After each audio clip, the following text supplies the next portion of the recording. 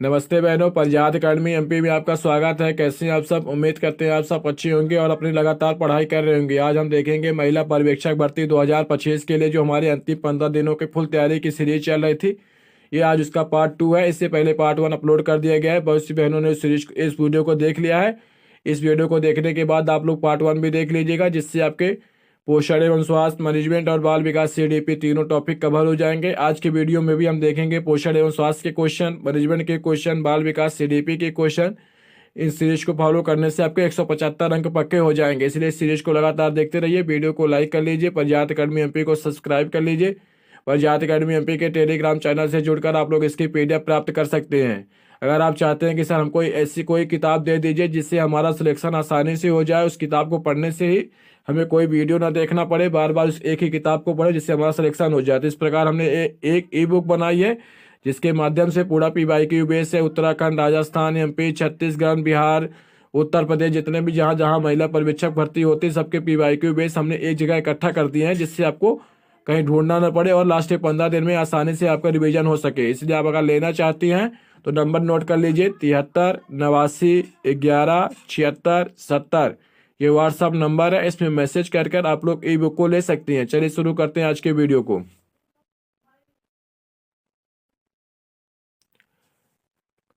Question number 1, गर्भावस्था के दौरान प्रोटीन की अनुशंसित दैनिक मात्रा कितनी होनी चाहिए?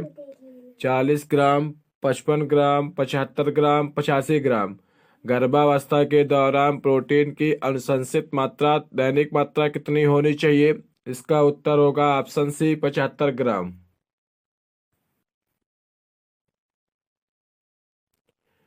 क्वेश्चन नंबर 2, बच्चों में प्रोटीन ऊर्जा कुपोषण के गंभीर रूप कौन से हैं? बेरी बेरी और स्कर्बी, रिकेट्स और गोइटर, मेरेस्मस और क्वेशियोरकर, थैलेसीमिया और हीमोफीलिया। बच्चों में प्रोटीन ऊर्जा कुपोषण के गंभीर रूप कौन से हैं? इसका उत्तर होगा ऑप्शन सी, मेरेस्मस और क्वेशियोरकर।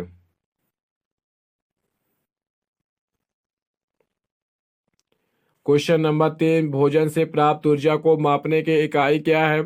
जूल, कैलोरी, वाट या डेसिबल। भोजन से प्राप्त ऊर्जा को मापने की इकाई क्या है? इसका उत्तर होगा option B, calorie.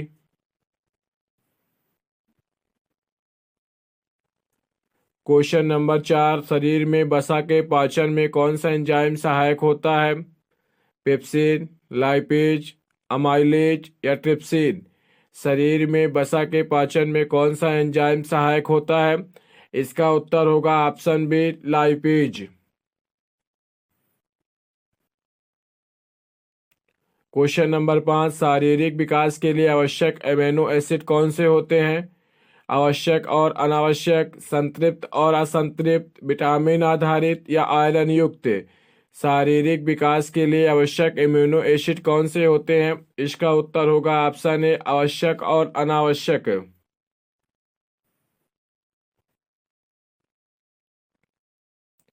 Question number 6, backs महिलाओं में हड्डियों की कमजोरी किस हार्मोन की कमी से होती है? इंसुलिन, थायरॉक्सिन, एस्ट्रोजन या एड्रेनालाइन। बैक्स महिलाओं में हड्डियों की कमजोरी किस हार्मोन से होती है? इसका उत्तर होगा option C, oestrogen.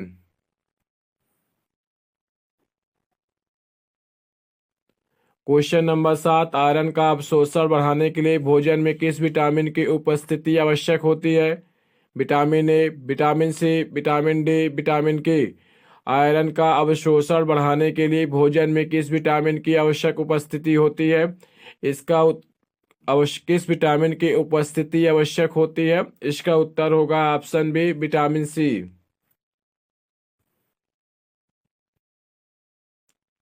Question number 8, हड्डियों और दांतों की मजबूती के लिए कौन सा खनिज सबसे महत्वपूर्ण है?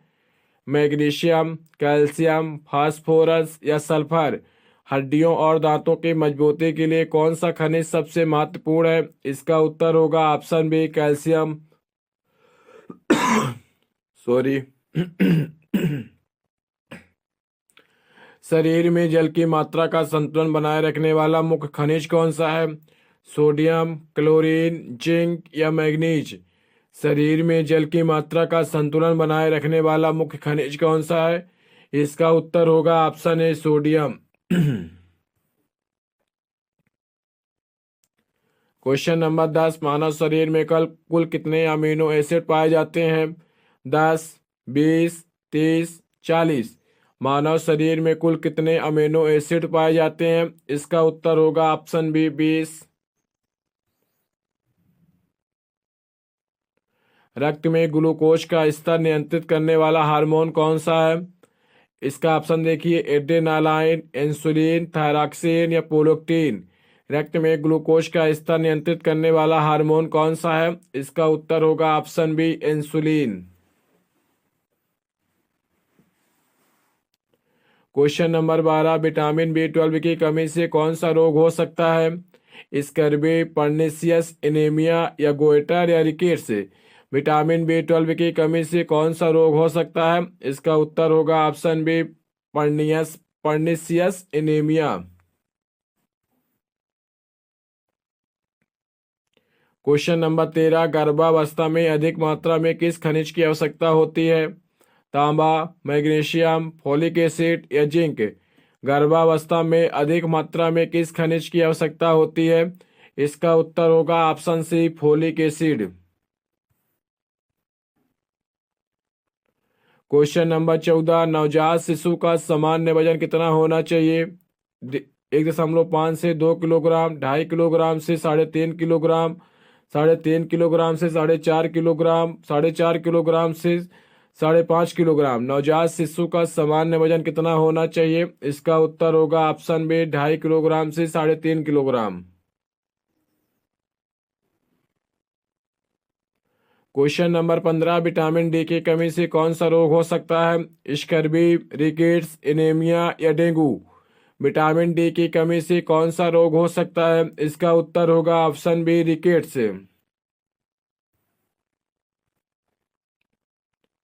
क्वेश्चन नंबर 16, शरीर में अत्यधिक वसा जमा होने की स्थिति को क्या कहा जाता है? एनीमिया, डिहाइड्रेशन, मोटापा या हाइपोथायरायडिज्म। शरीर में अत्यधिक वसा जमा होने की स्थिति को क्या कहा जाता है? इसका उत्तर होगा ऑप्शन सी मोटापा।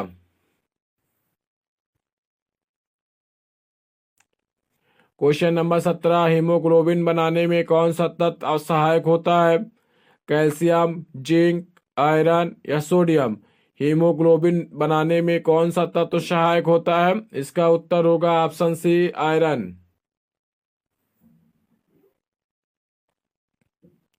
क्वेश्चन नंबर 18, शरीर में लाल रक्त कोशिकाएं यानी आरबीसी कहाँ बनती हैं? लीवर, अस्थि मज्जा, गुर्दा या हृदय। शरीर में लाल रक्त कोशिकाएं यानी आरबीसी कहाँ बनती है? इसका उत्तर होगा ऑप्शन बी अस्थि मज्जा, बोन मैरो। क्वेश्चन नंबर 19, शरीर में ऊर्जा के लिए प्राथमिक स्रोत कौन सा है? प्रोटीन, वसा, कार्बोहाइड्रेट या विटामिन। शरीर में ऊर्जा के लिए प्राथमिक स्रोत कौन सा है? इसका उत्तर होगा option C carbohydrate. Question number 20, किस हार्मोन को स्ट्रेस हार्मोन कहा जाता है? एड्रेनालाइन को, इंसुलिन को, कि सेरोटोनिन को, कि कोर्टिसोल को। किस हार्मोन को स्ट्रेस हार्मोन कहा जाता है? इसका उत्तर होगा ऑप्शन डी कोर्टिसोल।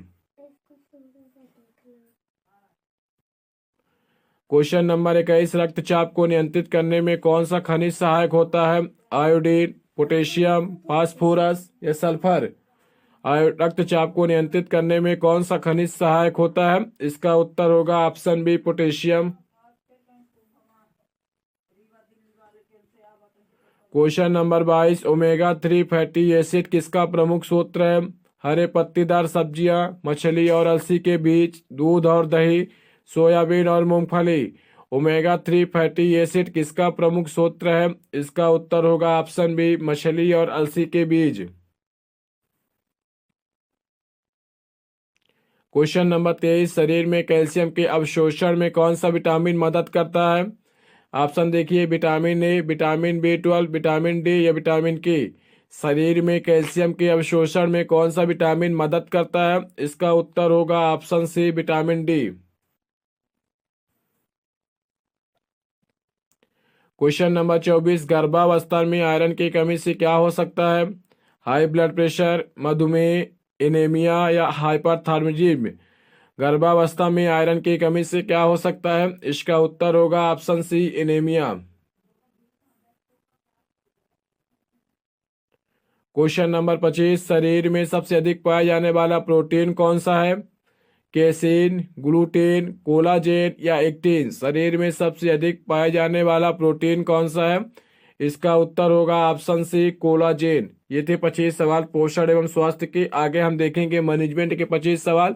उससे पहले अगर आपने वीडियो को लाइक न किया हो तो वीडियो को लाइक कर दीजिए, चैनल को सब्सक्राइब कर लीजिए, प्रज्ञात अकेडमी एमपी को सब्सक्राइब जरूर कर लीजिए। आप लोग कमेंट करिएगा कि कैसी लग रही है सीरीज। आप इसकी पीडीएफ प्राप्त करना चाहते हैं तो प्रज्ञात अकेडमी एमपी नाम से टेलीग्राम चैनल है, वहां से जुड़कर इसकी पीडीएफ प्राप्त कर सकते हैं। अगर ई बुक लेना चाहते हैं पीवाईक्यू बेस, अभी भी मौका है, ले लीजिए। 10 से 15 दिन के अंदर पूरा रिवीजन कर लेंगे। 73 89 11 76 70 में मैसेज करके ई बुक ले सकते हैं। 73 89 11 76 70 में व्हाट्सएप मैसेज करके ई बुक को ले सकते हैं। अब हम देखेंगे सेट नंबर 2, महिला पर्यवेक्षक भर्ती मैनेजमेंट के सवाल। क्वेश्चन नंबर 1, प्रबंधन की कौन सी प्रक्रिया संगठन के उद्देश्यों को प्राप्त करने के लिए संसाधनों के इष्टतम उपयोग पर ध्यान केंद्रित करती है? योजना, नियंत्रण, निर्देशन या समन्वय। प्रबंधन की कौन सी प्रक्रिया संगठन के उद्देश्यों को प्राप्त करने के लिए संसाधनों के इष्टतम उपयोग पर ध्यान केंद्रित करती है? इसका उत्तर होगा ऑप्शन ए, योजना। क्वेश्चन नंबर 2, हेनरी फ्यूल द्वारा प्रतिपादित प्रबंधन के कितने सिद्धांत हैं? 10, 12, 14, 16।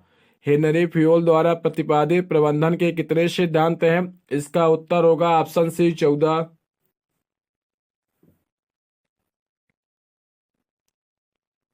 क्वेश्चन नंबर 3, नेतृत्व के व्यवहार सिद्धांत यानी बिहेवियरल थ्योरी ऑफ लीडरशिप के अनुसार प्रभावी नेतृत्व का निर्धारण किस आधार पर किया जाता है? व्यक्तिगत गुणों पर, स्थिति पर, व्यवहार शैली पर, संगठनात्मक ढांचे पर। नेतृत्व के व्यवहार सिद्धांत के अनुसार प्रभावी नेतृत्व का निर्धारण किस आधार पर किया जाता है? इसका उत्तर होगा ऑप्शन सी, व्यवहार शैली पर। क्वेश्चन नंबर 4, स्वॉट विश्लेषण में डब्ल्यू का अर्थ क्या है? Wealth, weakness, workload, birth. स्वॉट विश्लेषण में डब्ल्यू का अर्थ क्या है? डब्ल्यू का अर्थ होगा इसमें ऑप्शन बी, वीकनेस।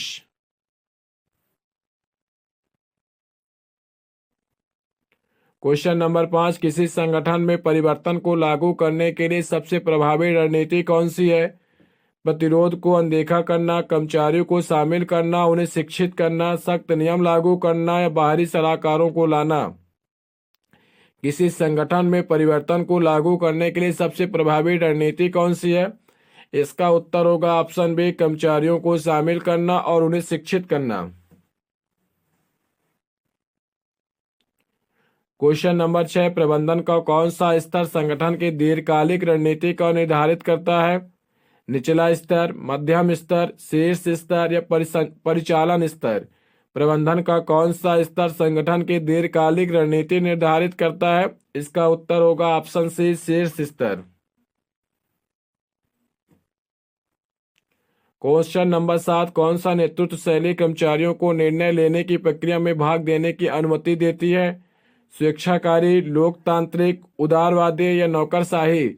कौन सा नेतृत्व शैली कर्मचारियों को निर्णय लेने की प्रक्रिया में भाग लेने की अनुमति देती है? इसका उत्तर होगा ऑप्शन बी, डेमोक्रेटिक यानी लोकतांत्रिक। क्वेश्चन नंबर 8, कौन सा सिद्धांत कहता है कि कर्मचारियों को उनके प्रदर्शन के आधार पर पुरस्कृत किया जाना चाहिए? समानता का सिद्धांत, प्रोत्साहन सिद्धांत, अपेक्षा सिद्धांत या पदानुक्रम सिद्धांत। कौन सा सिद्धांत कहता है कि कर्मचारियों को उनके प्रदर्शन के आधार पर पुरस्कृत किया जाना चाहिए? इसका उत्तर होगा ऑप्शन बी, प्रोत्साहन सिद्धांत। ऑप्शन बी, प्रोत्साहन सिद्धांत। इसका जो हमने उत्तर दिया है वो गलत दे दिया है, इसलिए इसका आंसर आप लोग टिक लगा लीजिएगा। ऑप्शन बी, प्रोत्साहन सिद्धांत से नहीं होगा।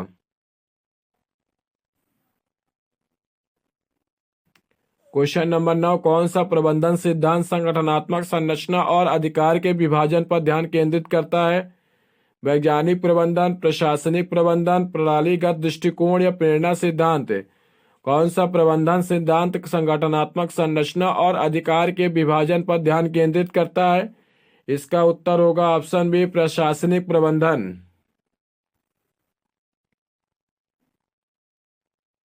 क्वेश्चन नंबर 10, कौन सा तत्व प्रभावी संचार के लिए आवश्यक है?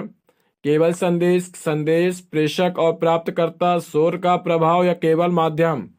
कौन सा तत्व प्रभावी संचार के लिए आवश्यक है? इसका उत्तर होगा ऑप्शन बी, संदेश प्रेषक और प्राप्तकर्ता।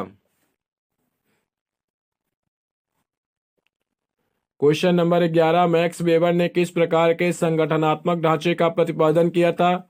नौकरशाही, लोकतांत्रिक, उदारवादी या कार्यात्मक? मैक्स वेबर ने किस प्रकार के संगठनात्मक ढांचे का प्रतिपादन किया था? इसका उत्तर होगा ऑप्शन ए, नौकरशाही यानी ब्यूरोक्रेटिक। क्वेश्चन नंबर 12, कौन सा कारक संगठन में संघर्ष को कम करने में सहायक होता है? अनौपचारिक संचार, स्पष्ट भूमिकाएं और जिम्मेदारियां, कठोर अनुशासन या केवल सीनियर प्रबंधन का निर्णय? कौन सा कारक संगठन में संघर्ष को कम करने में सहायक होता है? इसका उत्तर होगा ऑप्शन बी, स्पष्ट भूमिकाएं और जिम्मेदारियां। Question number 13, McGregor theory X और Y, X and theory Y किससे संबंधित है? इसका ऑप्शन देखिए, नेतृत्व से, प्रेरणा से, योजना से या नियंत्रण से? मैकग्रेगर थ्योरी एक्स और वाई किससे संबंधित है? इसका उत्तर होगा ऑप्शन बी, प्रेरणा। Question number 14, contingency theory of management किस पर आधारित है? एक ही सिद्धांत सभी स्थितियों पर लागू होता है। प्रबंधन का कोई निश्चित सिद्धांत नहीं होता।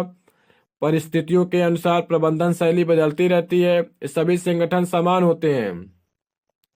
कॉन्टिजेंसी थ्योरी ऑफ मैनेजमेंट किस पर आधारित है? इसका उत्तर होगा ऑप्शन सी, परिस्थितियों के अनुसार प्रबंधन शैली बदलती रहती है।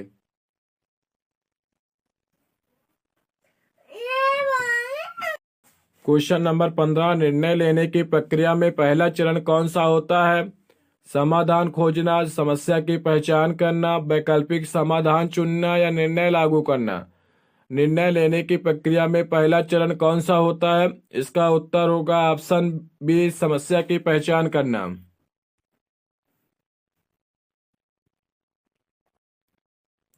क्वेश्चन नंबर 16, किस नियंत्रण तकनीकी में मानकों और वास्तविक प्रदर्शन की तुलना की जाती है? पूर्व नियंत्रण, प्रक्रिया नियंत्रण, प्रतिक्रिया नियंत्रण या सांख्यिकीय नियंत्रण? किस नियंत्रण में तकनीकी में मानकों और वास्तविक प्रदर्शनों की तुलना की जाती है? 16 का आंसर क्या होगा? आप लोग कमेंट बॉक्स करके बताइएगा कि 16 का आंसर क्या होगा। Question number 17, Maslow hierarchy of needs का उच्चतम स्तर कौन सा है? सामाजिक आवश्यकताएं, आत्मसम्मान, आत्म साक्षात्कार या सुरक्षा? मास्लो हायरार्की ऑफ नीड्स का उच्चतम स्तर कौन सा है? इसका उत्तर होगा आत्म साक्षात्कार, ऑप्शन सी।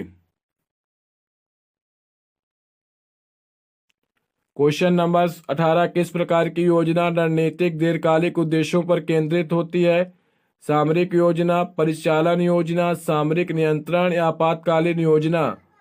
किस प्रकार की योजना रणनीतिक दीर्घकालिक उद्देश्यों पर केंद्रित होती है? इसका उत्तर होगा ऑप्शन ए, सामरिक योजना।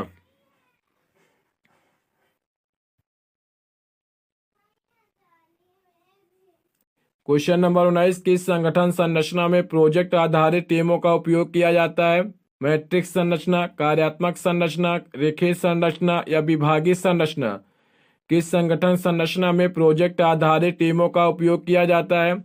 इसका उत्तर होगा ऑप्शन ए, मैट्रिक्स संरचना। क्वेश्चन नंबर 20, जॉब एनक्रिचमेंट का मुख्य उद्देश्य क्या है? कर्मचारियों की नौकरी छोड़ने की प्रवृत्ति बढ़ाना, कर्मचारियों को अधिक वेतन देना, कर्मचारियों की नौकरी को अधिक चुनौतीपूर्ण और दिलचस्प बनाना या कर्मचारियों की छटनी करना? जॉब इंक्रीजमेंट का मुख्य उद्देश्य क्या है? इसका उत्तर होगा ऑप्शन पे से, कर्मचारियों की नौकरी को अधिक चुनौतीपूर्ण और दिलचस्प बनाना। क्वेश्चन नंबर 21, किस प्रकार की बैठक संगठन की दीर्घकालिक योजना की चर्चा के लिए आयोजित की जाती है? सामान्य बैठक, रणनीतिक बैठक, आपातकालीन बैठक या सूचना बैठक।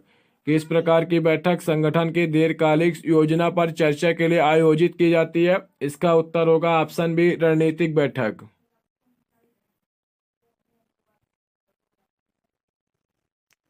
क्वेश्चन नंबर 22, संगठन में नवाचार को बढ़ावा देने के लिए कौन सी रणनीति सबसे प्रभावी होती है? कठोर नियम लागू करना, कर्मचारियों के रचनात्मक के लिए प्रेरित करना, केवल अनुभवी कर्मचारियों को नवाचार कार्यों में शामिल करना, नवाचार की अनुमति न देना। संगठन में नवाचार को बढ़ावा देने के लिए कौन सी रणनीति सबसे प्रभावी होती है? इसका उत्तर होगा ऑप्शन बी, कर्मचारियों को रचनात्मकता के लिए प्रेरित करना। क्वेश्चन नंबर 23, केपीआई की परफॉर्मेंस इंडिकेटर का मुख्य उद्देश्य क्या होता है? कर्मचारियों को पुरस्कृत करना, संगठन की उत्पादकता को मापना, नई नीतियां बनाना या कर्मचारियों को अनुशासन सिखाना। केपीआई के परफॉर्मेंस इंडिकेटर का मुख्य उद्देश्य क्या होता है? इसका उत्तर होगा ऑप्शन बी, संगठन की उत्पादकता को मापना, option B. Question number 24, span of control का अर्थ क्या होता है? एक प्रबंधन के अधीन कार्यरत कर्मचारियों की संख्या, संगठन की कुल कार्य शक्ति, कर्मचारियों की औसत वेतन दर, किसी संगठन की कुल लाभदायकता। स्पैन ऑफ कंट्रोल का अर्थ क्या होता है? इसका उत्तर होगा ऑप्शन ए, एक प्रबंधन के अधीन कार्यरत कर्मचारियों की संख्या। क्वेश्चन नंबर 25, किस प्रबंधन तकनीकी में कर्मचारियों को निर्णय लेने की प्रक्रिया में शामिल किया जाता है? नौकरशाही प्रबंधन, भागीदार प्रबंधन, वैज्ञानिक प्रबंधन या अधिनायकवादी प्रबंधन। किस प्रबंधन तकनीकी में कर्मचारियों को निर्णय लेने की प्रक्रिया में शामिल किया जाता है? इसका उत्तर होगा ऑप्शन बी, भागीदारी प्रबंधन। 25 सवाल हो गए हैं। अब इसके बाद हम देखेंगे सीडीपी के सवाल। अगर उससे पहले आपने वीडियो को लाइक ना किया तो वीडियो को लाइक कर दीजिए, प्रजात अकेडमी एमपी को सब्सक्राइब कर लीजिए। अगर आप लोग ई बुक चाहते हैं तो 7389117670 में मैसेज करके ई बुक को भी ले सकते हैं, जो पीवाईक्यू बेस है। आपको 10 से 12 दिन में रिवीजन करने में आसानी होगी और आपके 175 नंबर की तैयारी उस पीवाईक्यू बेस जो ई बुक बनाई गई उसके माध्यम से हो जाएगी। इसलिए वीडियो को लाइक जरूर कर लीजिए और ई बुक ले लीजिए। अब हम देखेंगे बाल विकास के क्वेश्चन। क्वेश्चन नंबर 1, कौन सा सिद्धांत यह मानता है कि बच्चों का संज्ञानात्मक विकास 4 चरणों में होता है? वाइगोस्की का सामाजिक सांस्कृतिक सिद्धांत, या पियाजे का संज्ञानात्मक विकास सिद्धांत, स्कैनर का परिचालन कंडीशनिंग सिद्धांत, या थॉर्नडाइक का सीखने का नियम। कौन सा सिद्धांत यह मानता है कि बच्चों का संज्ञानात्मक विकास 4 चरणों में होता है? इसका उत्तर होगा ऑप्शन बी, पियाजे का संज्ञानात्मक सिद्धांत। Question number 2, zone of proximal development यानी जेपीडी की अवधारणा किसने दी?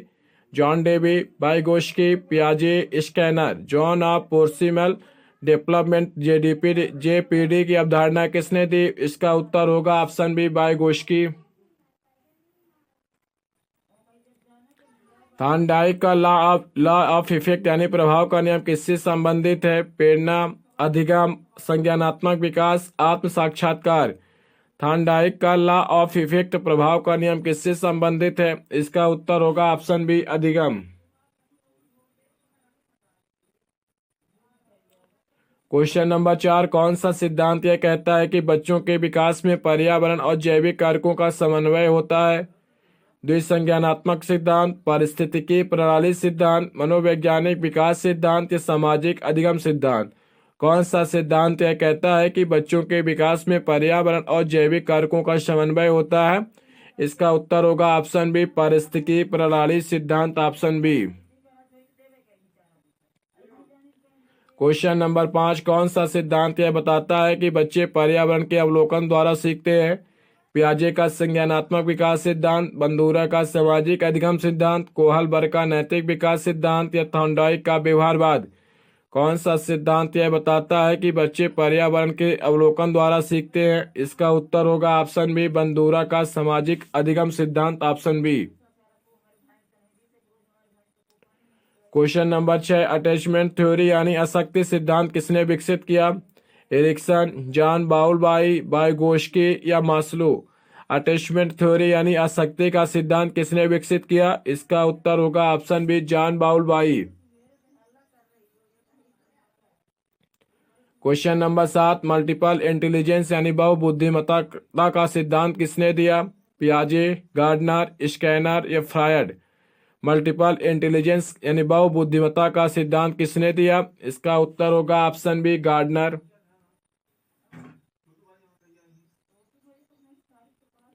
क्वेश्चन नंबर 8, एरिक्सन के मानव सामाजिक विकास सिद्धांत के अनुसार 3 से 5 वर्ष की आयु के बच्चों में कौन सा संघर्ष होता है? आत्मसंदेह बनाम आत्मविश्वास, पहल बनाम अपराध बोध, पहचान बनाम भूमिका बनाम या स्वायत्तता बनाम संदेह। एरिक्सन के मानव सामाजिक विकास सिद्धांत के अनुसार 3 से 5 वर्ष की आयु के बच्चों में कौन सा संघर्ष होता है? इसका उत्तर होगा ऑप्शन बी, पहल बनाम अपराध बोध। ऑप्शन बी, पहल बनाम अपराध बोध। क्वेश्चन नंबर 9, स्कैफोल्डिंग की अवधारणा के सिद्धांत पर आधारित है? व्यवहारवाद, सामाजिक सांस्कृतिक सिद्धांत, संज्ञानात्मक विकास सिद्धांत या प्रेरणा सिद्धांत? स्कैफोल्डिंग की अवधारणा किस सिद्धांत पर आधारित है? 9 का आंसर आप लोग कमेंट बॉक्स में दीजिएगा कि 9 का आंसर क्या होगा। क्वेश्चन नंबर 10, ऑपरेंट कोऑर्डिनेशन यानी परिचालन अनुबंधन के जनक कौन है? पावलोव, स्कैनर, थॉर्नडाई या वाइगोस्की? ऑपरेंट कंडीशनरिंग यानी परिचालन अनुबंधन का जनक कौन है? इसका उत्तर होगा option B, scanner.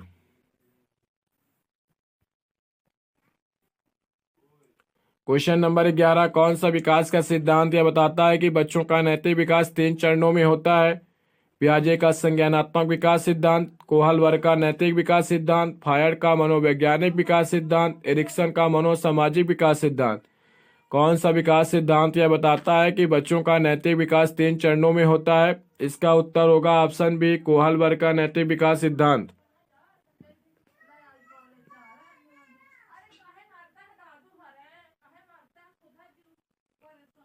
Question number 12, बाल विकास में सेंसिटिव पीरियड यानी संवेदनशील अवधि का किसे संकेत देती है? बच्चों के सीखने की स्थायी असक्षमता, बच्चों की मानसिक अस्थिरता, बच्चों की एक निश्चित कौशल में सीखने की सबसे अच्छी उम्र, बच्चों की संज्ञानात्मक अविकसितता? बाल विकास में सेंसिटिव पीरियड किससे संकेत देती है? इसका उत्तर होगा ऑप्शन सी, बच्चों की एक निश्चित कौशल में सीखने की सबसे अच्छी उम्र। क्वेश्चन नंबर 13, इंट्रिंसिक मोटिवेशन का अर्थ क्या होता है? बाहरी पुरस्कारों के लिए प्रेरित होना, आत्मसंतोष के लिए प्रेरित होना, सामाजिक दबाव का कारण प्रेरित होना, दंड से बचने के लिए प्रेरित होना? इंट्रिंसिक मोटिवेशन का अर्थ क्या होता है? इसका उत्तर होगा ऑप्शन बी, आत्मसंतोष के लिए प्रेरित होना। ऑप्शन बी, आत्मसंतोष के लिए प्रेरित होना। संज्ञानात्मक विकास में स्कीमा की अवधारणा किसने दी? स्कैनर, पियाजे, फायड या एरिक्सन? संज्ञानात्मक विकास में स्कीमा की अवधारणा किसने दी? इसका उत्तर होगा option B, पियाजे।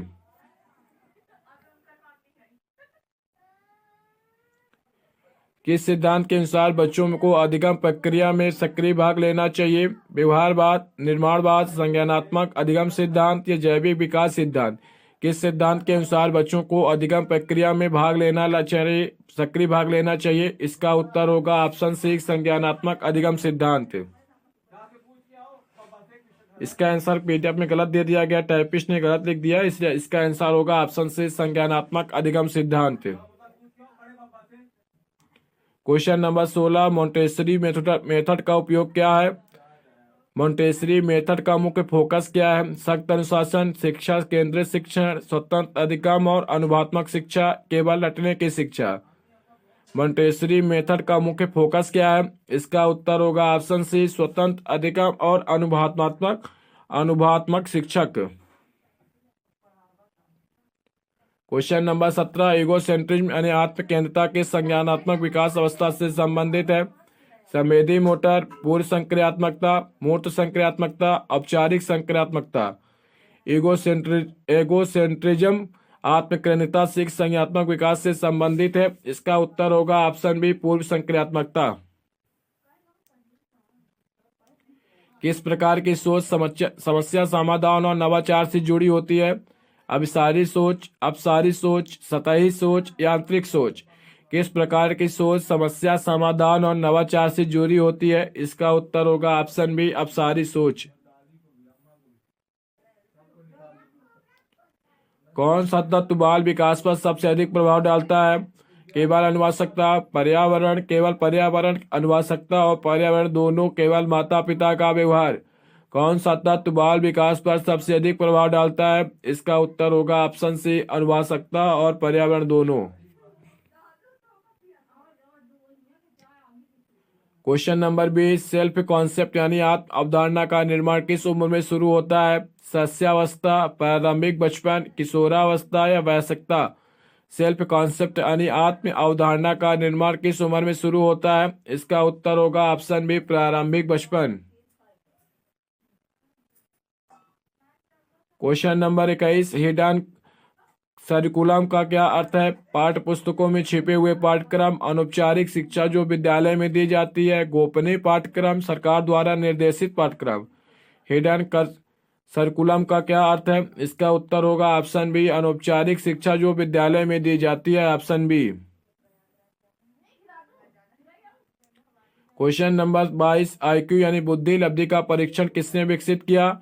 Scanner, Alfred Binet, पियाजे, एरिक्सन। आईक्यू यानी बुद्धि लब्धि का परीक्षण किसने विकसित किया? इसका उत्तर होगा ऑप्शन बी, अल्फ्रेड बेनेट।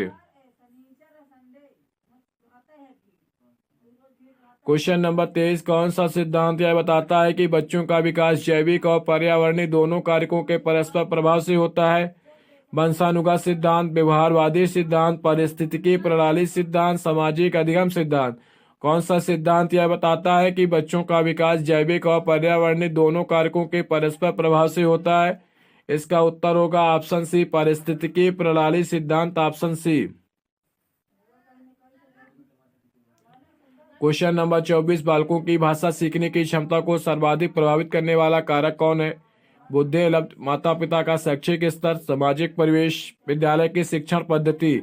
बालकों की भाषा सीखने की क्षमता को सर्वाधिक प्रभावित करने वाला कारक कौन सा है? इसका उत्तर होगा ऑप्शन बी, सामाजिक परिवेश, ऑप्शन सी, सामाजिक परिवेश। Question number 25, formal operational stage में बच्चे कौन सा कौशल विकसित करते हैं? प्रतीकात्मक सोच, मूर्त संक्रियात्मक तर्क, अमूर्त तर्क और परिकल्पनात्मक सोच, केवल संवादी अनुभव। फॉर्मल ऑपरेशनल स्टेज में कौन सा कौशल विकसित करते हैं? इसका उत्तर होगा ऑप्शन सी, अमूर्त तर्क और परिकल्पनात्मक सोच, ऑप्शन सी। 25 क्वेश्चन के माध्यम से आपका सीडीपी करा दिया गया। सबसे पहले आपको कराया गया पोषण एवं स्वास्थ्य, फिर मैनेजमेंट, अब सीडीपी। इस प्रकार सेट नंबर 2 कंप्लीट हुआ।